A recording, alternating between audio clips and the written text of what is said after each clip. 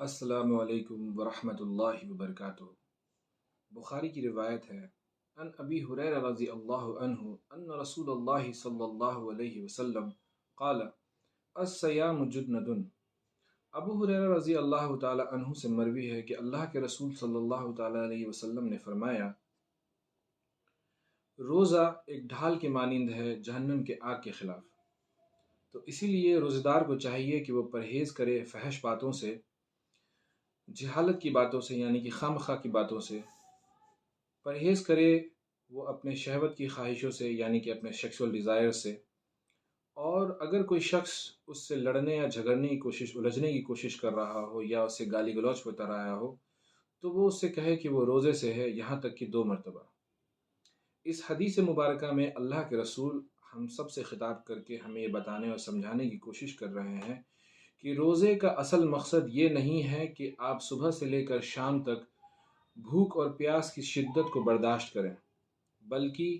روزے کا اصل مقصد اللہ نے ہم سے بیان فرمایا ہے سورہ بقرہ میں آیت نمبر 183 میں، جہاں اللہ ہم سب کو خطاب کر کے ہم سے فرماتا ہے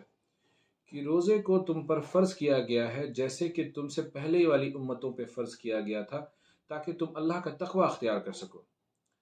اللہ کا تقوی اختیار کرنے سے مراد یہ ہے، تقوی کے معنی ہے کہ بچنا، بچانا۔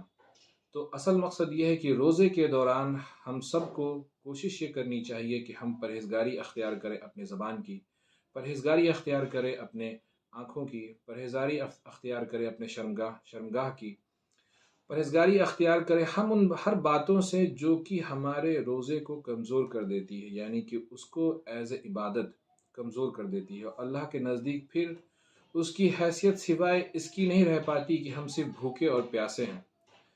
اس کی حیثیت اللہ کے سامنے اتنی ہی ہو جانی چاہیے جتنے مقصد سے ہم اس کو رکھتے ہیں۔ لیکن اکثر و بیشتر کیا ہوتا ہے،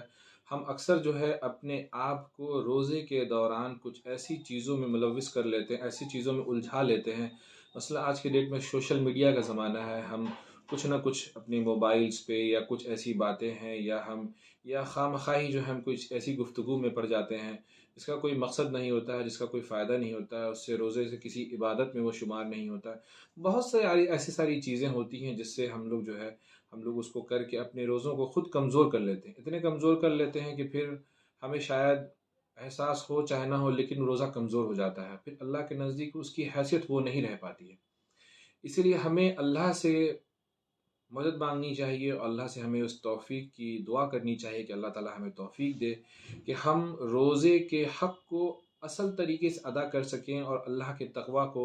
ان پرہیزگاریوں کو ہم اختیار کر سکیں روزے کے دوران، جس کی بنیاد پر، جس کی وجہ سے ہمارا روزہ جو ہے وہ قابل قبول ہو جائے اللہ کے نزدیک، اور پھر یہی روزہ ڈھال کی طرح جو ہے ہمارے لیے کھڑی ہو جائے اس دن، جس دن اللہ تعالی ہمیں سزا اور جزا کے لیے جمع کرے گا، اور اس آگ کے درمیان کھڑی ہو جائے جو کہ اللہ نے بھڑکائی ہے اپنے نافرمانوں کے لیے۔ تو ہمیں واقعتاً اس دن سے آدمی کو ڈرنا چاہیے، اور اس برکت والے مہینے میں جب ہر نیکیوں کا ثواب جو ہے اللہ تعالیٰ 70 گنا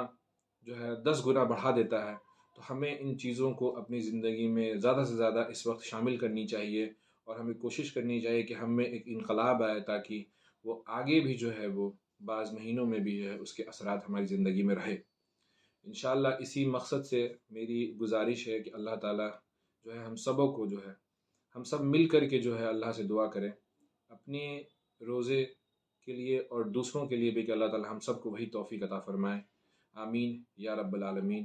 وآخر دعوانا الحمد للہ رب العالمین۔ السلام علیکم ورحمۃ اللہ وبرکاتہ۔